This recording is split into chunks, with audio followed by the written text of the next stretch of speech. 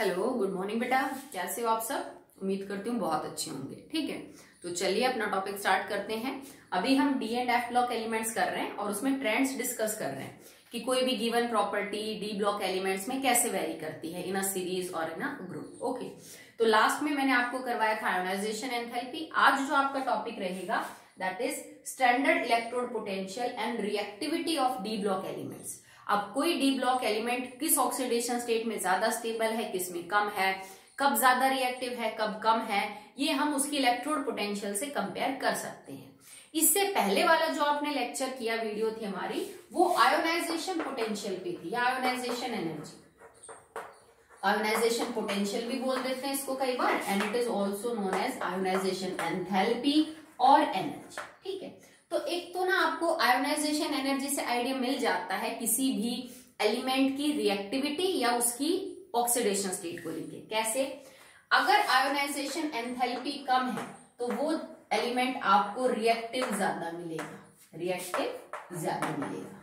समझते हो आप इस बात को? भाई अगर आयोनाइजेशन एनर्जी कम है, बिकॉज डी ब्लॉक में सारे ही मेटल्स हैं, ठीक है, और मेटल्स रिएक्ट करने का सीधा सा मतलब है tendency to lose electron. Okay, अगर आयनिक बॉन्ड है तो कोवलेंट में भी वो शेयरिंग करेंगे। ठीक है, तो अगर आयोनाइजेशन एनर्जी आपकी कम है तो इलेक्ट्रॉन जल्दी से लूज हो जाएंगे, मेटल जल्दी रिएक्ट करेगा।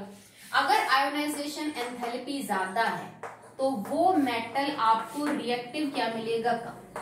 तो एक तो आप रिएक्टिविटी समझा सकते हो मेटल की depending upon the ionisation potential, कम है कि ज्यादा। दूसरी बात, you can tell the stability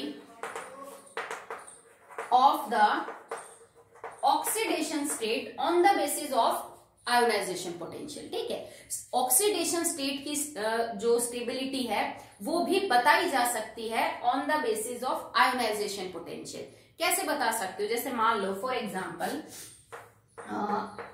electron gain enthalpy for Fe to Fe positive 1 और Fe to Fe2 पॉजिटिव और Fe2 positive to Fe3 positive.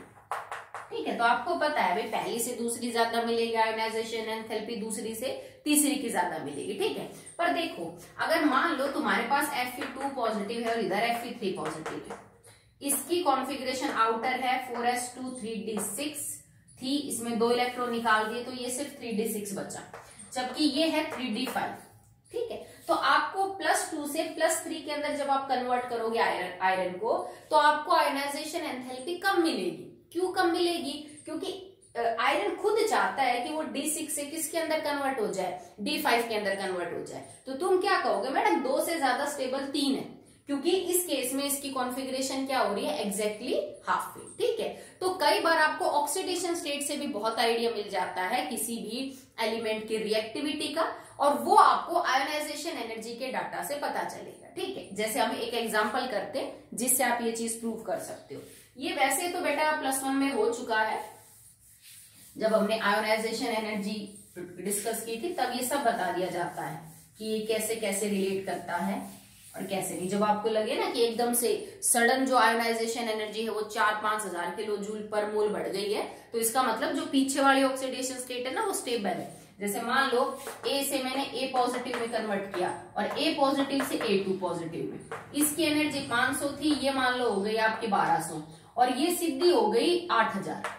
तो इसका मतलब क्या होगा कि A से A पॉजिटिव 1200 नॉट 12000। ठीक है, A से A पॉजिटिव में कन्वर्ट करना आसान है, बट A पॉजिटिव से A2 पॉजिटिव कन्वर्ट करना बहुत मुश्किल है, क्योंकि आपकी एनर्जी जस्ट ये आयोनाइजेशन एंथैल्पी है, this is first and this is second. आपकी सेकंड आयोनाइजेशन एंथैल्पी इतनी ज्यादा हाई है, इसका मतलब इलेक्ट्रॉन अब लूज नहीं होना चाहेगा A पॉजिटिव में से, तो मतलब आपके एलिमेंट की A पॉजिटिव स्टेबल है, A2 पॉजिटिव स्टेबल नहीं है, क्योंकि A2 पॉजिटिव करने के लिए तुम्हें इतनी ज्यादा एनर्जी देनी पड़ रही है। मतलब तुम एक स्टेबल कॉन्फ़िगरेशन में से एलिमेंट इलेक्ट्रॉन निकाल रहे हो। मे बी ये सोडियम या पोटेशियम का केस हो सकता है, जिसमें एक इलेक्ट्रॉन निकालना तो आसान है पर अगला इलेक्ट्रॉन नोबल गैस कॉन्फ़िगरेशन से निकलेगा। तो आयोनाइजेशन एनर्जी का डाटा चेक करके भी बताया जा सकता है कि किसकी स्टेबिलिटी ज्यादा है और किसकी कम। जैसे निकेल और प्लेटिनियम है, निकिल प्लेटिनियम, दोनों के दो दो ऑक्सीडेशन स्टेट है, निकिल की +2, प्लेटिनियम की भी +2 और +4, निकिल की भी +2 और +4। पर दोनों की ये जो दोनों ऑक्सीडेशन स्टेट है ये बराबर बराबर स्टेबल नहीं होती। निकिल की कोई ऑक्सीडेशन स्टेट स्टेबल होती है और जो आपके पास प्लेटिनियम की है उसकी ऑक्सीडेशन स्टेट कुछ और स्टेबल है। ठीक है, कैसे पता करेंगे? अब देखो, अगर निकिल तुम्हारे पास +2 में है तो इसका मतलब इसने 2 इलेक्ट्रॉन लूज किए और उसके लिए पहली और दूसरी आयोनाइजेशन एनर्जी की जरूरत पड़ी। तो निकिल के लिए फर्स्ट और सेकंड आयोनाइजेशन एंथैल्पी की वैल्यू क्या है और प्लेटिनियम के लिए क्या है, हम वो वैल्यू चेक कर लेते हैं। निकिल के लिए 2.49 × 10⁻⁴, देखो दोनों की बहुत ज्यादा डिफर तो नहीं करेगी, पर हाँ कुछ कुछ थोड़ा वेरिएशन आपको मिल जाएगा। 2.66 × 10⁻3 all are in the kilojoule per mole. तो निकिल के 2 इलेक्ट्रॉन निकालने के लिए टोटल एनर्जी इतनी चाहिए, जबकि प्लेटिनियम के 2 इलेक्ट्रॉन निकालने के लिए टोटल एनर्जी इतनी। इसका मतलब प्लेटिनियम के 2 इलेक्ट्रॉन निकालना मुश्किल है as compare to the nickel. तो निकिल +2 में जल्दी कन्वर्ट हो जाएगा as compare to the platinum. ठीक है, अब मान लो तुम्हें जो है वो तीसरा और चौथा इलेक्ट्रॉन निकालना, मतलब तुम्हें +4 में कन्वर्ट करना हो, तो अब थर्ड और फोर्थ जो आयोनाइजेशन एंथैल्पी है उसका डाटा चेक कर लेते हैं। निकिल के लिए कितना है और फिर प्लेटिनियम के लिए जो है वो आपका कितना है। So it is 8.80 × 10⁻³ kilojoule per mole and it is 6.70 × 10⁻³ kilojoule per मोल। मतलब तीसरा चौथा इलेक्ट्रॉन निकालना निकिल से थोड़ा मुश्किल है as compare to the platinum, क्योंकि प्लेटिनियम की आयोनाइजेशन एंथैल्पी कम है। अब भाई अगर तुम्हें चौथा इलेक्ट्रॉन निकालना है, सीधी सी बात है, तुम्हें निकिल 4 पॉजिटिव या प्लेटिनियम 4 पॉजिटिव बनाना है तो तुम्हें एक साथ चारों निकालने पड़ेंगे 1 by 1। तो टोटल एनर्जी लगेगी ना, फर्स्ट, सेकंड, थर्ड, फोर्थ। तो आप इस एनर्जी को और इस एनर्जी को टोटल को जोड़ लीजिए, तो यहाँ पे आंसर आ जाएगा आपका 11.29 × 10⁻³ ये डाटा हो गया, और यहाँ आ जाएगा 9.36 × 10⁻³ मतलब निकिल के केस में 4 इलेक्ट्रॉन निकालने में बहुत एनर्जी लग रही है as compare to the platinum. तो मतलब प्लेटिनियम +4 में एग्जिस्ट करेगा, प्लेटिनियम के +4 ऑक्सीडेशन स्टेट स्टेबल है। ठीक है, बजाय निकिल के +2 ज्यादा स्टेबल है।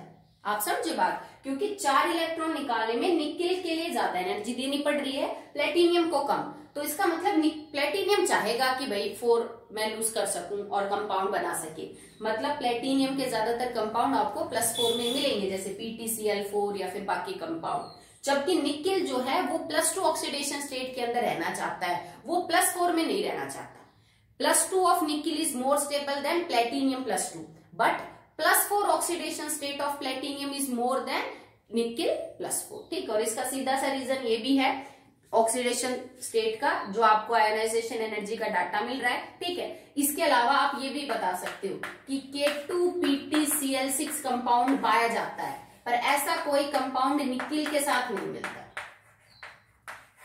ठीक है, K2NiCl6 नहीं मिलता, क्यों? क्योंकि अगर निकिल ऐसा कोई कंपाउंड बनाता तो निकिल के ऊपर +4 चार्ज होता, जबकि निकिल का +4 स्टेबल नहीं है। जबकि प्लेटिनियम का ये कंपाउंड पॉसिबल है, क्योंकि यहाँ पे प्लेटिनियम के ऊपर चार्ज क्या है बेटा, +4 है। ठीक है, तो देखो एक जैसे एलिमेंट है, सिमिलर प्रॉपर्टीज वाले, फिर भी आयोनाइजेशन एनर्जी के हिसाब से आप उनके ऑक्सीडेशन स्टेट्स की स्टेबिलिटी चेक कर सकते हो, जो दोनों की सेम नहीं है। ठीक है, तो अगर आपके पास कोई सब्सटेंस सॉलिड गैसेस फेज में है तो आप आयोनाइजेशन एनर्जी से उसकी स्टेबिलिटी ऑफ ऑक्सीडेशन स्टेट, उसकी रिएक्टिविटी, ये सब पता कर सकते हो। ठीक है, बट इफ अगर आपके पास जो कंपाउंड है वो सॉल्यूशन फेज में है तो ये चीज आप यूज नहीं कर सकते। ठीक है, if your compound is in the solution phase, और तब तुम्हें रिएक्टिविटी समझानी है उसकी कि सॉल्यूशन फेज में ये कितना रिएक्टिव होगा और कितना नहीं होगा, तो फिर आयोनाइजेशन एंथैल्पी के अलावा कुछ और डाटा भी इंपॉर्टेंट हो जाते हैं जिनको पढ़ना पड़ेगा। ठीक है, तो जो हमने हेडिंग लिखी हुई ना, स्टैंडर्ड इलेक्ट्रोड पोटेंशियल, इसका जिक्र कब आएगा? अगर तुम सॉल्यूशन के अंदर किसी भी डी ब्लॉक एलिमेंट के कंपाउंड के बारे में बात कर रहे हो तो आपको इस चीज को कंसिडर करना पड़ेगा along with the ionisation energy. Okay, तो चलिए अब उसको देखते हैं। तो इलेक्ट्रोड पोटेंशियल मैंने लिखा है स्टैंडर्ड इलेक्ट्रोड पोटेंशियल। बेटा स्टैंडर्ड का मतलब है कि स्टैंडर्ड कंडीशंस के ऊपर मेजर किया हुआ डाटा, जैसे आपका टेम्परेचर 298 हो, आपका प्रेशर 1 atm हो, ठीक है, तब जो आपने रीडिंग मेजर करी है इलेक्ट्रोड पोटेंशियल की, वो हमारे स्टैंडर्ड इलेक्ट्रोड पोटेंशियल है। और जब कभी भी कुछ मेंशन ना किया जाए कि ये इलेक्ट्रोड पोटेंशियल ऑक्सीडेशन है कि रिडक्शन, तो standard electron potential reduction potential होती है। इसको हम क्या मानेंगे? Reduction potential. जब तक कि कुछ मेंशन ना किया हो कि ये ऑक्सीडेशन है कि रिडक्शन, तो ऑटोमेटिकली अंडरस्टूड है कि हम रिडक्शन पोटेंशियल के बारे में बात करेंगे। और इसका यूज कब आता है? When your compound is in the solution phase, वो सॉल्यूशन के अंदर है, ठीक है। तो इलेक्ट्रोड पोटेंशियल जो होता है ना, वो कुछ नहीं, it is the tendency of an metal to lose or gain electron with it solution. अगर कोई मेटल की रॉड, मेटल सब्सटेंस अपने ही सॉल्यूशन के साथ है, तो वो उस सॉल्यूशन से इलेक्ट्रॉन लेगा कि देगा, ये टेंडेंसी इलेक्ट्रोड पोटेंशियल होती है। सिंपल सी बात है, ठीक है। अगर वो इलेक्ट्रॉन लॉस कर रहा है तो ऑक्सीडेशन पोटेंशियल, गेन कर रहा है तो रिडक्शन पोटेंशियल, ठीक है। तो इलेक्ट्रोड पोटेंशियल का जो डाटा है, रिडक्शन पोटेंशियल और इलेक्ट्रोड पोटेंशियल का डाटा सॉल्यूशन में 3 चीजों के ऊपर डिपेंड करता है। किन किन 3 चीजों पे डिपेंड करता है? सब्लिमेशन एनर्जी, सेकंड है आयोनाइजेशन एनर्जी, ठीक है, and third one is enthalpy. पहले चलो इनको देखो एक बार। सब्लिमेशन एनर्जी जो है वो बेटा आप किसी भी सब्सटेंस को जब आप गैसियस फॉर्म में कन्वर्ट करते हो उसके लिए। आयोनाइजेशन एनर्जी का तो आपको पता ही है, इलेक्ट्रॉन बाहर निकालने के लिए। और लास्ट है हाइड्रेशन एनर्जी। अब देखो, हाइड्रेशन एनर्जी बोल दिया तो इसका मतलब मेरा जो सॉल्यूशन है ना, वो किस फेज में है? एक्वस में है। क्योंकि हाइड्रेशन एनर्जी का मतलब जब आप किसी सब्सटेंस को वाटर के कांटेक्ट में लेके जाओ, वो हाइड्रेटेड हो जाए, तो जो एनर्जी बाहर निकलती है उसको हम हाइड्रेशन एनर्जी बोलते हैं, ठीक है। इलेक्ट्रोड पोटेंशियल का मतलब ही एक्वस कंडीशन के अंदर सॉल्यूशंस के लिए होता है, ठीक है। देखो, तो जब भी आप किसी सॉल्यूशन के अंदर किसी एलिमेंट के रिडक्शन पोटेंशियल के बारे में बात करेंगे, आपको उसकी सब्लिमेशन एनर्जी, आयोनाइजेशन एनर्जी और हाइड्रेशन एनर्जी, तीनों फैक्टर्स को जो है वो कंसिडर करना पड़ेगा।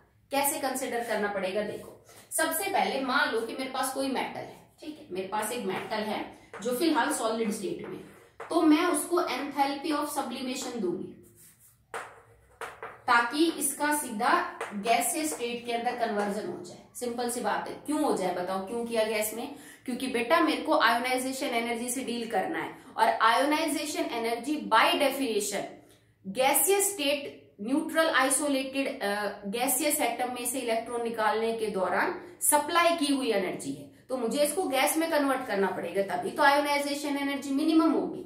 तो यहां मुझे एनर्जी सप्लाई करनी पड़ी, that is enthalpy of sublimation. Okay, अब गैसियस मींस आपको आयोनाइजेशन एनर्जी देनी पड़ेगी, फर्स्ट आयोनाइजेशन एनर्जी, ठीक है, आई लिख देती हूं मैं। तब ये किसमें कन्वर्ट हो जाएगा? M positive gaseous plus 1 electron.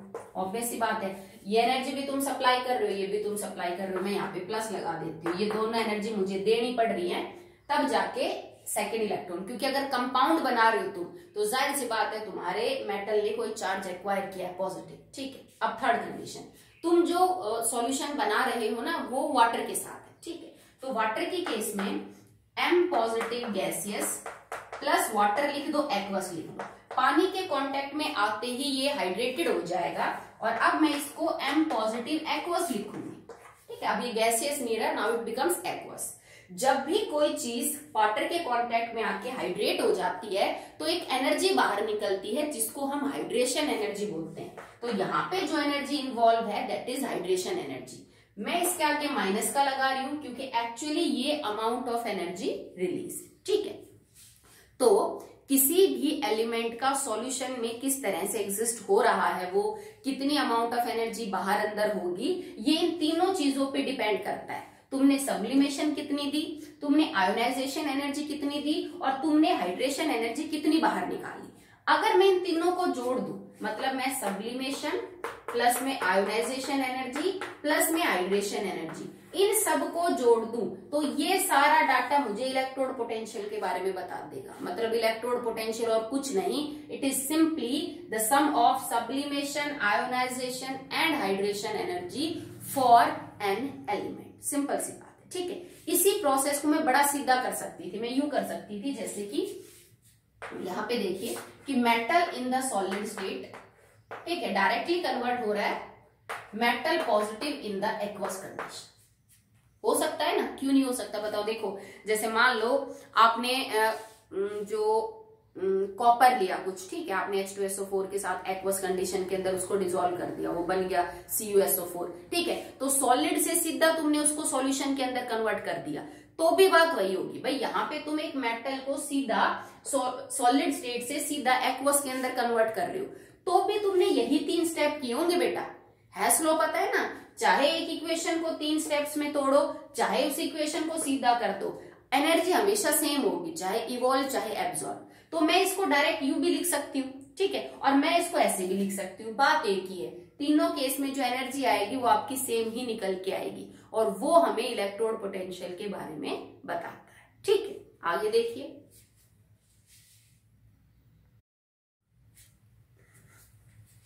Now if you check the data of electrode potential and it is याद रखिएगा बेटा, it is reduction potential. Okay, so अब जिस भी पोटेंशियल के बारे में हम बात करेंगे, हमारा मतलब रिडक्शन पोटेंशियल से होगा,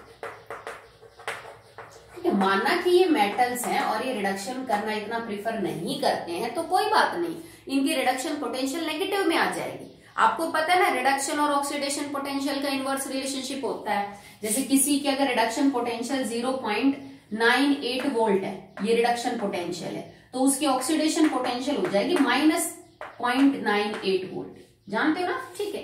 तो ऑब्वियस सी बात है, जब दोनों में रिवर्स ही कनेक्शन है, तो मैं किसी एक के बारे में बात करूं तो दूसरा अंडरस्टूड हो जाएगा कि क्या है, ठीक है।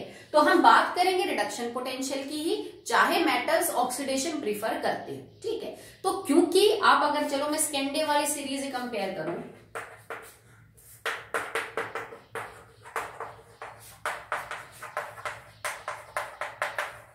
तो मुझे पता है कि ये सारे के सारे मेटल्स है, सारे रिएक्टिव हैं, तो ये ऑक्सीडेशन प्रीफर करेंगे, ये रिडक्शन तो प्रीफर नहीं करेंगे। तो इनकी जो रिडक्शन पोटेंशियल है वो लो होनी चाहिए, अकॉर्डिंग टू आर एक्सप्लेनेशन, की रिडक्शन पोटेंशियल इनकी लो होनी चाहिए, क्योंकि ये रिडक्शन प्रीफर नहीं करते। अगर इनकी रिडक्शन पोटेंशियल लो होगी तो ऑब्वियस सी बात है फिर इनकी ऑक्सीडेशन पोटेंशियल हाई होगी, ठीक है। ऑक्सीडेशन पोटेंशियल हाई होने का मतलब ये ऑक्सीडेशन करेंगे, तो जाहिर सी बात है ऐसा तो ये करते हैं, ठीक है। तो अगर मैं डाटा से कंपैरिजन करूं, तो जैसे टाइटेनियम के केस में इट इज -1.63 वोल्ट, ठीक है। वेनेडियम के केस में इट इज -1.18 वोल्ट, क्रोमियम के केस में -0.91। तो मतलब देखो सबकी नेगेटिव में है और कमी, किसी की भी रिडक्शन पोटेंशियल आपको यहां ज्यादा देखने को नहीं मिल रही, सिवाय छोड़ के कॉपर का केस। कॉपर पहली सीरीज में वो अकेला एलिमेंट है जिसकी रिडक्शन पोटेंशियल पॉजिटिव है, नहीं तो बाकी सबकी नेगेटिव है। जैसे जिंक के केस में -0.76 वोल्ट है। भाई नेगेटिव होना समझ में आता है, क्योंकि रिडक्शन ये चाहते नहीं, तो जाहिर सी बात है रिडक्शन पोटेंशियल कम होगी। बेटा ये बहुत ही बेसिक सा रूल है जो आपने 11th में रिडॉक्स चैप्टर में किया था, जिसकी रिडक्शन पोटेंशियल ज्यादा उसका रिडक्शन होगा, जिसकी रिडक्शन पोटेंशियल कम उसका ऑक्सीडेशन, जिसका ऑक्सीडेशन पोटेंशियल ज्यादा उसका ऑक्सीडेशन होगा, जिसका ऑक्सीडेशन पोटेंशियल कम उसका रिडक्शन होगा, अगर रिडॉक्स रिएक्शन में ऐसा कुछ हो रहा है तो। ओके, ये वही चीज तो होगी बिल्कुल। जैसे मान लीजिए आपने कॉपर सल्फेट की रिएक्शन आयरन के साथ करवाई, तो आयरन ऑक्सीडेशन करेगा, कॉपर को रिडक्शन करना पड़ेगा, ऑब्वियस सी बात है, ठीक है। क्योंकि zinc is more reactive than copper, iron को because iron is more reactive than copper, iron को ऑक्सीडेशन और जो कॉपर है उसको रिडक्शन करना पड़ेगा। तो यहाँ पे इनकी लो रिडक्शन पोटेंशियल मुझे समझ में आती है कि रिडक्शन नहीं चाहते, दैट्स वाई लो है। बट फिर कॉपर के साथ क्या हुआ, कॉपर के केस में रिडक्शन पोटेंशियल पॉजिटिव कैसे आ गई? इसका ये मतलब हुआ कि कॉपर चाहता है रिडक्शन करना। How this is possible? ठीक है, ये तो मेटल है, माना कि कम रिएक्टिव है पर है तो मेटल, ठीक है। तो इसका एक्सप्लेनेशन आपको यहां से मिलेगा। कॉपर की रिडक्शन पोटेंशियल या किसी भी एलिमेंट की कोई भी स्टैंडर्ड पोटेंशियल जो है वो तीन चीजों का सम होती है ना, सब्लिमेशन एनर्जी प्लस में आयोनाइजेशन एनर्जी प्लस में हाइड्रेशन एनर्जी। समझते हो आप इस बात को? ठीक है भाई, सब्लिमेशन एनर्जी आपको सप्लाई करनी पड़ रही है, आयोनाइजेशन आपको सप्लाई करनी पड़ रही है, ठीक है, पर ये तो एनर्जी रिलीज हो रही है ना। अगर तुम्हें ध्यान हो ना तो कॉपर ट्रांजिशन मेटल्स जो है उनमें काफी पहली सीरीज में काफी छोटे साइज का है, आई थिंक शायद सबसे छोटा है, नहीं तो बहुत छोटे साइज का है। जिंक का तो फिर एकदम से बढ़ जाता है, ठीक है। कॉपर का साइज है ना वो बहुत ही कम है भाई। कॉपर के केस में तुम्हें एनर्जी सप्लाई करनी पड़ेगी सब्लिमेशन के लिए। एक दूसरी बात याद रखना, डी ब्लॉक एलिमेंट्स की सब्लिमेशन एनर्जी लगभग सेम होती है, तो ये ज्यादा फर्क नहीं डालती कि कॉपर की है कि जिंक की है, वो लगभग बराबर है।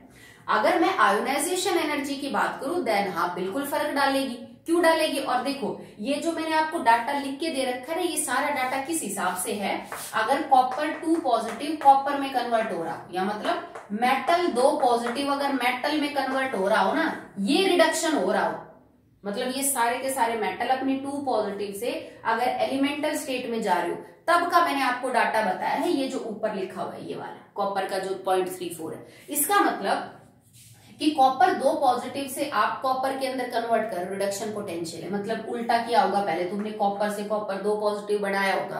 तो सोच के देखो तुम कि कॉपर 2 पॉजिटिव का तो मतलब है कॉपर की जो कॉन्फ़िगरेशन है ना 4s1 3d10, इसको कन्वर्ट करना 3d9 में। मतलब कॉपर क्यों चाहेगा कि अपनी स्टेबल कॉन्फ़िगरेशन को लूज करे? बिल्कुल भी नहीं चाहेगा। तो मतलब आयोनाइजेशन एनर्जी यहाँ पे बहुत हाई होगी और तुम्हें बहुत एनर्जी देनी पड़ेगी, तब कॉपर ऐसा करेगा।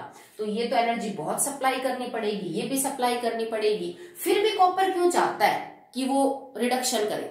Because of this hydration energy. क्योंकि हाइड्रेशन एनर्जी जो है ना बेटा वो साइज के इनवर्सली डिपेंड करती है। जितना छोटा साइज उतनी हाइड्रेशन एनर्जी, और hydration energy amount of energy release है।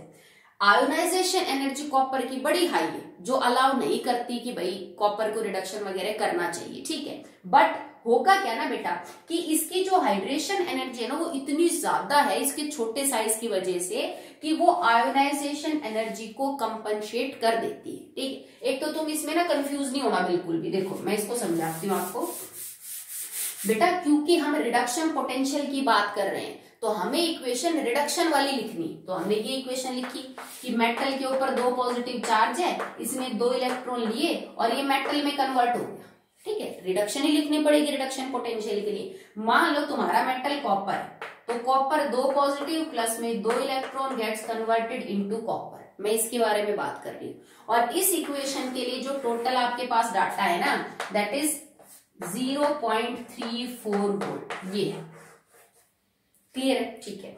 अब हम ये कह रहे हैं कि ये जो डाटा है एक्चुअली में 3 बातों के ऊपर डिपेंड करेगा, sublimation, ionisation and hydration energy, ठीक है।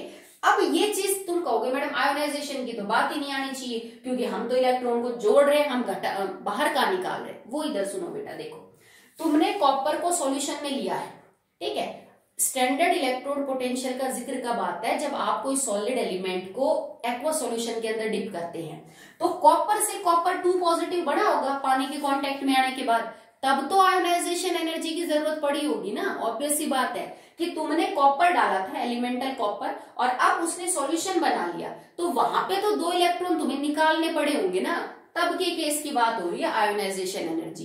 तो ये बहुत ज्यादा देनी पड़ रही है क्योंकि तुम 3d10 में से इलेक्ट्रॉन निकालोगे दूसरा, पर कॉपर का साइज इतना छोटा है ना कि वो इस एनर्जी को कंपनसेट कर देगा कि मैं इतना छोटा हूं कि अगर मैं पानी के कांटेक्ट में आके हाइड्रेट हो जाऊंगा तो हाइड्रेशन एनर्जी बड़ी ज्यादा निकलेगी मेरे में से। दैट्स वाई ये क्या करता है, उसको प्रिफर कर देता है, ठीक है।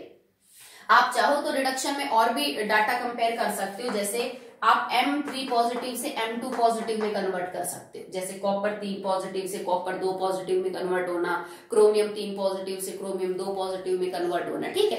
पर हम क्योंकि रिडक्शन पोटेंशियल की बात करेंगे ना तो बेटा बात सारी आपको रिडक्शन की करनी है। इक्वेशन भले ही आपको थोड़ी अजीब लगे कि मैडम ये तो रिडक्शन कर रहा है, ये तो मेटल है, ठीक है, कोई बात नहीं, वैल्यू कम हो जाएगी रिडक्शन पोटेंशियल की। हम कब कह रहे हैं कि इनके वैल्यू जो है वो बड़ी ज्यादा हाई है? तभी तो हर एलिमेंट की आगे नेगेटिव लग रहा है। अगर किसी भी एलिमेंट के आगे पॉजिटिव लग रहा है रिडक्शन पोटेंशियल के अंदर, तो इसका मतलब उसका साइज और उसकी हाइड्रेशन एनर्जी उसको अलाउ कर रहे हैं इस प्रोसेस के लिए, अदरवाइज वो ऐसा नहीं करेगा। ठीक है, आपकी बुक में क्लियरली डाटा लिखे हुए हैं, हाइड्रेशन एनर्जी इस एलिमेंट की इतनी है, सब्लिमेशन इतनी है और आयोनाइजेशन इतनी है। आप इनको कंपेयर करके देख लीजिए, आपका रिजल्ट है ना वो क्या हो जाएगा, क्लियर हो जाएगा। ठीक है, अब इसके अंदर भी जो क्वेश्चन बनते हैं ना वो बिल्कुल वैसे ही बढ़ेंगे बेटा जैसे हमने आयोनाइजेशन एनर्जी में की। आपसे कोई ट्रेंड नहीं पूछेगा कि लेफ्ट टू राइट घटती है कि बढ़ती है, नहीं, कुछ यूजुअल नहीं है, कुछ भी रेगुलर नहीं है। आपसे पेयर्स में ही पूछा जाएगा कि इन दोनों में से बताओ किसकी रिडक्शन पोटेंशियल ज्यादा होनी चाहिए, किसकी कम, इन दोनों में से इसकी ज्यादा है, कारण बताइए। तो इस तरह से आपसे कंपेयर करवाएंगे। तो हमारे पास रिडक्शन पोटेंशियल दो फॉर्म्स में होंगे। कौन कौन से फॉर्म में?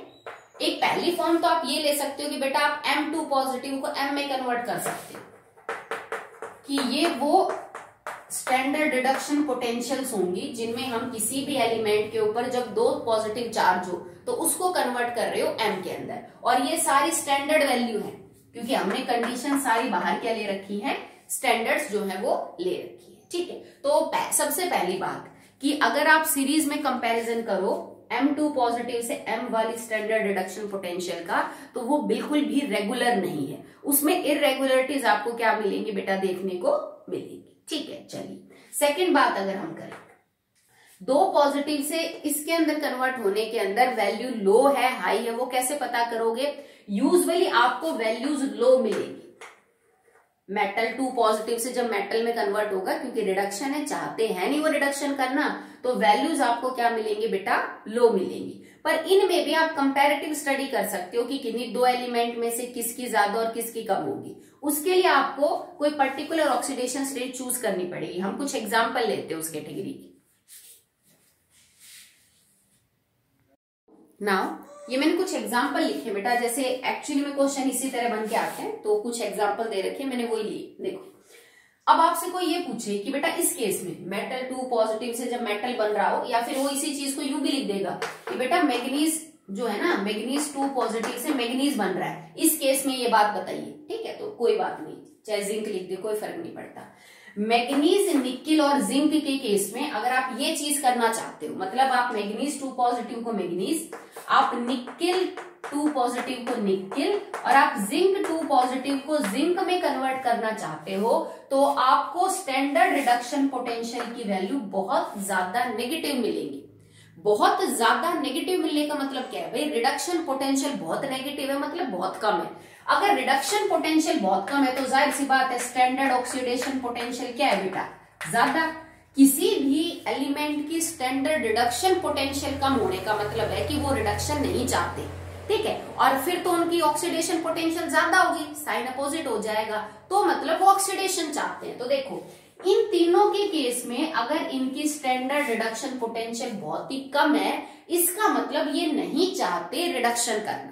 क्यों नहीं चाहते रिडक्शन करना, एक बार के लिए इनको चेक कर लेते हैं। देखो मैग्नीज 2 पॉजिटिव मैग्नीज में कन्वर्ट नहीं होना चाहता, रिडक्शन नहीं चाहता। क्यों? क्योंकि manganese 2 positive is exactly half filled 3d5, ये नहीं चाहता 3d5 से 4s2 और ऐड करे। ओके, निकिल 2 पॉजिटिव की भी जो स्टेबिलिटी है ना, निकिल 2 पॉजिटिव 3d8 हो जाएगा। मैंने पीछे भी बोला था, मैं इसको आगे समझाऊंगी, ये कोऑर्डिनेशन वाले चैप्टर में आपको क्लियर होगा।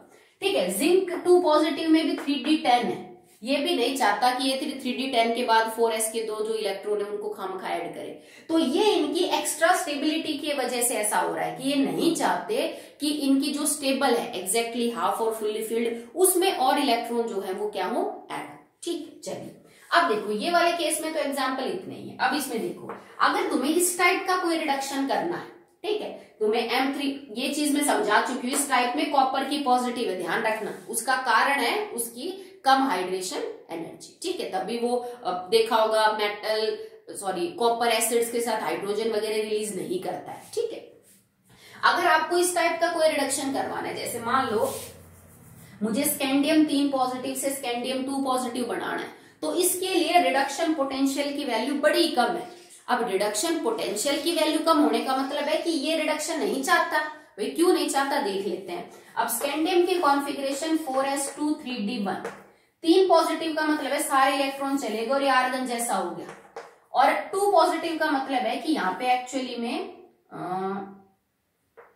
जैसे 4s2 आपने 2 इलेक्ट्रॉन s के निकाले, देन एक d का, तो एंटर किसमें होगा 4s1, ये 4s1 है, ठीक है। तो इसका मतलब ये आर्गन वाले कॉन्फ़िगरेशन से एक इलेक्ट्रॉन लेना क्यों चाहेगा एक्स्ट्रा, नहीं लेना चाहेगा ना। तो जाहिर सी बात है स्कैंडियम ऐसा रिडक्शन प्रीफर नहीं करता, सब उसकी कॉन्फ़िगरेशन पे डिपेंड करता है कि ये फुल्ली फिल्ड कॉन्फ़िगरेशन को डिस्टर्ब नहीं करना चाहेगा, ठीक है। अब देखो जिंक की जो है ना वो काफी ज्यादा हाई है, रिडक्शन पोटेंशियल हाई होने का मतलब है जिंक चाहता है रिडक्शन करना इस टाइप का। जिंक 3 पॉजिटिव से जिंक 2 पॉजिटिव होना चाहता है, क्योंकि जिंक 3 पॉजिटिव का मतलब है 3d9 और जिंक 2 पॉजिटिव का मतलब है 3d10, तो जिंक बिल्कुल चाहेगा 3d10 में कन्वर्ट होना। तो इसके लिए आपको वैल्यू क्या मिलेगी, high, because it will prefer reduction, ठीक है। अब ये केस देखो, Mn3 पॉजिटिव भी Mn2 पॉजिटिव में अगर मैं कन्वर्ट हो रहा है तो इसकी भी स्टैंडर्ड रिडक्शन पोटेंशियल बहुत हाई मिलेगी, क्योंकि Mn3 पॉजिटिव का मतलब है 3d4 और Mn2 पॉजिटिव का मतलब है 3d5। तो मैग्नीज भी चाहेगा कि वो किसमें कन्वर्ट हो जाए, एग्जैक्टली हाफ फिल्ड। तो सब कुछ डिसाइड होता है on the basis of configuration, okay. अब ये केस देखो, आयरन 3 पॉजिटिव से आयरन 2 पॉजिटिव में कन्वर्ट होने के लिए जो आपकी वैल्यूज है that are extremely low, 3 positive से 2 पॉजिटिव। अब 3 पॉजिटिव से 2 पॉजिटिव में कन्वर्ट होने की वैल्यू कम है रिडक्शन पोटेंशियल, मतलब ये नहीं चाहते ये रिडक्शन में, क्यों नहीं चाहते देख लेते हैं।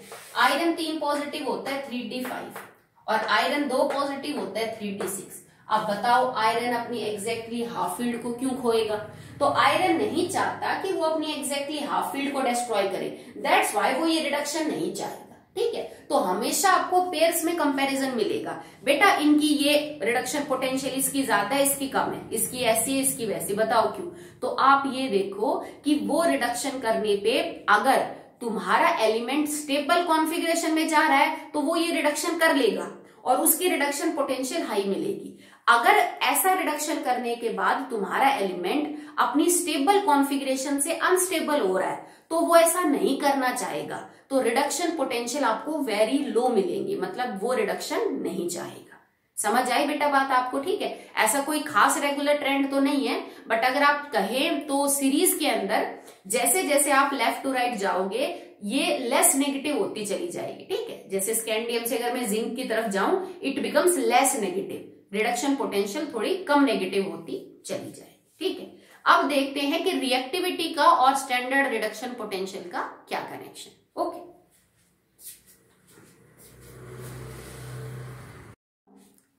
How standard reduction potential is related to the reactivity. अब इसको चेक करिए आप, देखिए जैसे मान लो मैग्नीज 3 पॉजिटिव से मैग्नीज 2 पॉजिटिव में आपको कन्वर्ट करना है, ये है 3d4 और ये है 3d5 और तुम्हें पता है कि इसके लिए जो वैल्यू है ना वो हाई है reduction potential, standard reduction potential value is high. इसका मतलब मैग्नीज अगर किसी भी कंपाउंड में 3 पॉजिटिव में है तो उसमें बड़ी स्ट्रॉन्ग टेंडेंसी होगी कि वो 2 पॉजिटिव में कन्वर्ट हो जाए, क्योंकि फिर वो 3d5 हो जाएगा। तो मैग्नीज 3 पॉजिटिव का कोई भी कंपाउंड आपको रिएक्टिव मिलेगा, ठीक है, एक्वस कंडीशन में, क्योंकि वो अगर Mn2 पॉजिटिव में कन्वर्ट होगा तो वो स्टेबल कॉन्फ़िगरेशन को एक्वायर करेगा। तो Mn3 पॉजिटिव वाले कंपाउंड्स आपको रिएक्टिव मिलेंगे और इसको इसमें कन्वर्ट करने के लिए रिडक्शन करना पड़ेगा, तो ये कंपाउंड्स अच्छे ऑक्सीडाइजिंग एजेंट्स होंगे, ओके। जैसे Fe3 पॉजिटिव से Fe2 पॉजिटिव में आप कन्वर्ट कर रहे हो, Fe3 positive is 3d5 and it is 3d6, तो ये इसमें कन्वर्ट होना नहीं चाहेगा। मतलब अगर आपका कोई कंपाउंड आयरन का 3 पॉजिटिव में है तो वो रिएक्टिव कम होगा, क्योंकि 3 पॉजिटिव के बाद वो 2 पॉजिटिव में जाना पसंद नहीं करेगा। यूजुअली कंपाउंड 2 पॉजिटिव से 3 पॉजिटिव में जाता है। तुमने अक्सर देखा होगा जब भी हम कभी FeSO4 की बात करते हैं किसी एक्सपेरिमेंट में तो हम ये लिखते हैं ना फ्रेशली प्रिपेयर्ड FeSO4, क्योंकि अगर तुमने कुछ दिन पहले का बनाया हुआ FeSO4 लिया तो वो एरियल ऑक्सीडेशन से Fe2,4F4 थ्राइस बन जाता है, मतलब आयरन यहाँ पे 3 पॉजिटिव में आ जाता है क्योंकि 3 पॉजिटिव स्टेबल है। तो आयरन अगर किसी भी कंपाउंड में 3 पॉजिटिव में है एक्वस कंडीशन में तो वो 2 पॉजिटिव में कन्वर्ट नहीं होगा, वो कम रिएक्टिव मिलेगा क्योंकि वो ज्यादा स्टेबल से कम स्टेबल के अंदर नहीं जाएगा, ना वो रिडक्शन करेगा, ना ये अच्छा ऑक्सीडाइजिंग एजेंट होगा। तो ये अच्छा ऑक्सीडाइजिंग एजेंट मिलेगा आपको, ये अच्छा ऑक्सीडाइजिंग एजेंट नहीं मिलेगा। ठीक है, उम्मीद से भी ज्यादा कई बार किसी की जो रिडक्शन पोटेंशियल है वो हाई होती है। जैसे अगर आपको Mn2 पॉजिटिव, निकेल 2 पॉजिटिव और जिंक 2 पॉजिटिव को जिंक में, इसको निकेल में और इसको मैग्नीज में कन्वर्ट करना है, ठीक है, तो मेरी जो स्टैंडर्ड रिडक्शन पोटेंशियल है ना, that are higher than expected. जितना मैंने उम्मीद किया था उससे ज्यादा मतलब वैल्यूज मिली। 1 सेकेंड, नॉट हाइयर, ठीक है, जो मैग्नीज, निकेल और जिंक 2 पॉजिटिव है, because they are very stable, तो इनकी जो स्टैंडर्ड रिडक्शन पोटेंशियल की वैल्यू मिली दैट आर यूजुअली लेस, ठीक है, वो बहुत ज्यादा कम थी एक्सपेक्टेड से भी। जैसे जितना मैंने उम्मीद की थी उनसे भी आपको क्या मिले बेटा, बहुत ज्यादा कम देखने को मिली। और उसका कारण क्या था कि ये कॉन्फ़िगरेशन ज्यादा स्टेबल है बजाय इनके, तो ये इसमें कन्वर्ट होना पसंद नहीं करेगा। तो ये अगर रिडक्शन नहीं करेंगे इनमें, तो जाहिर सी बात है इनके जो रिडक्शन पोटेंशियल की वैल्यू है वो आपको क्या मिलेगी बेटा, काफी कम देखने को मिलेगी। मतलब जो वैल्यूज है that are should be negative, ठीक है, और देन एक्सपेक्टेड, जितनी हमने एक्सपेक्ट की थी उससे भी ज्यादा नेगेटिव मिलेंगी या उससे भी ज्यादा कम मिलेंगी। तो यहाँ पे तुम क्या कहोगे कि भाई ये वाली जो ऑक्सीडेशन स्टेट है वो ज्यादा स्टेबल है, ठीक है, ये कम है। तो अगर तुम्हारा कोई भी कंपाउंड इन स्टेट्स में है, जैसे जिंक 2 पॉजिटिव का ZnSO4 है, निकेल 2 पॉजिटिव का मान लीजिए जैसे NiCl2 है, मैग्नीज 2 पॉजिटिव का MnSO4 है, तो जब ये एलिमेंट इन ऑक्सीडेशन स्टेट में होंगे तो ये रिएक्टिव कम होंगे, क्योंकि ये नहीं चाहते इनके अंदर कन्वर्ट होना। तो इस स्टेट के अंदर ये आपको क्या मिलेंगे बेटा, कम रिएक्टिव मिलेंगे। अगर कोई मेटल बहुत ही ज्यादा रिएक्टिव है तो उसमें टेंडेंसी है कि वो H पॉजिटिव को H में कन्वर्ट कर सकता है। भाई जैसे एसिड्स में H पॉजिटिव है, H2SO4 HCl, तो मेटल उनके साथ रिएक्ट करके खुद ऑक्सीडेशन करेगा और इसका रिडक्शन कर देगा, इट इज पॉसिबल, ठीक है। बट अगर आपका मेटल ही बहुत कम रिएक्टिव है तो वो ये वाला प्रोसेस भी क्या है बेटा, नहीं कर पाएगा। ऑक्सीडाइजिंग और रिड्यूसिंग बिहेवियर भी समझाया जा सकता है on the basis of electrode potential. अगर तुम्हारे मेटल में किसी पर्टिकुलर ऑक्सीडेशन स्टेट में वो ऑक्सीडेशन कर सकता है तो वो अच्छा रिड्यूसिंग एजेंट है। अगर वो रिडक्शन अच्छा कर सकता है किसी ऑक्सीडेशन स्टेट में तो इसका मतलब वो अच्छा ऑक्सीडाइजिंग एजेंट है। तो आप आराम से भी बता सकते हो कि कौन अच्छा और कौन बुरा जो है रिड्यूसिंग एजेंट है। जैसे manganese 3 positive will be a strong oxidizing agent, ये strong ऑक्सीडाइजिंग एजेंट होगा। क्यों भाई, ऑक्सीडाइजिंग एजेंट है मतलब रिडक्शन करेगा। अब रिडक्शन करेगा तो किस में, मैग्नीज 3 पॉजिटिव से 2 पॉजिटिव में आ जाएगा, बिल्कुल कर सकता है। क्यों, क्योंकि ऐसे करके ये 3D5 हो रहा है। तो आप आराम से बता सकते हो कि कौन अच्छा रिड्यूसिंग और कौन अच्छा ऑक्सीडाइजिंग एजेंट है। जैसे Ti2 positive, it is a strong reducing agent. वह रिड्यूसिंग एजेंट मतलब ऑक्सीडेशन करेंगे। ये सब बातें हम एक्वस मीडियम में कर रहे हैं। क्यों करेंगे भाई, ये ऑक्सीडेशन प्रीफर क्यों करेगा, क्योंकि Ti की कॉन्फ़िगरेशन अगर तुम देखो तो 4s2 3d2 है, 2 इलेक्ट्रॉन दे दिए 4s से, नाउ इट बिकम्स 3d2, ठीक है। और हम कह रहे हैं कि ये अच्छा रिड्यूसिंग एजेंट है मतलब ये ऑक्सीडाइजिंग एजेंट होगा। तो ये खुद चाहेगा कि इसके जो 2 इलेक्ट्रॉन है वो कोई ले ले ताकि आर्गन जैसा हो जाए। तो टाइटेनियम चाहेगा कि उसके 2 इलेक्ट्रॉन कोई ले ले और वो हो जाए नोबल गैस जैसा। तो ये टेंडेंसी टू लूज इलेक्ट्रॉन रख रहा है, दैट्स वाई ये अच्छा क्या होगा, रिड्यूसिंग एजेंट होगा। सेम इसी तरह chromium 2 positive strong reducing agent मतलब ऑक्सीडेशन करेगा। क्यों, क्योंकि क्रोमियम 2 पॉजिटिव का मतलब है क्रोमियम था 4s1 और 3d5, तुमने एक इलेक्ट्रॉन यहां से और एक यहां से दिया, इट बिकम्स 3d4, ठीक है। तो 1 सेकेंड,